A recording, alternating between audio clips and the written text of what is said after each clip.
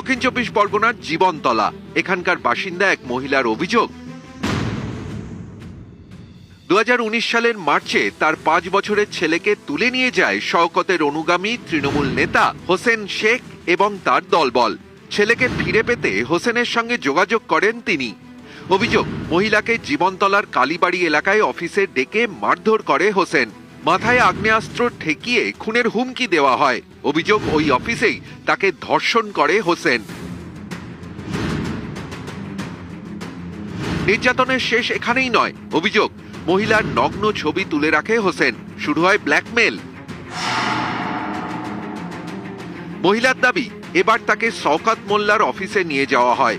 শওকতও তাকে ধর্ষণ করে বলে অভিযোগ মহিলার।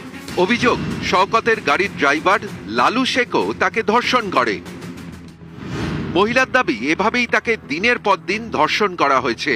পুলিশের কাছে গেলেও লাভ হয়নি, বিচার মেলেনি। রাজ্যে পালাবদলের পর সম্প্রতি জীবনতলা থানায় শওকত মোল্লা সহ 3 জনের বিরুদ্ধে অভিযোগ জানায় ওই মহিলার পরিবার, যার ভিত্তিতে এফআইআরও হয়েছে। এর মধ্যে আইপিসির 376-এর ডি ধারায় গণধর্ষণ, 363 ধারায় অপহরণের মতো গুরুতর অভিযোগ রয়েছে। এছাড়াও বেআইনিভাবে অস্ত্র মজুত ও ব্যবহারের অভিযোগেও মামলা করা হয়েছে।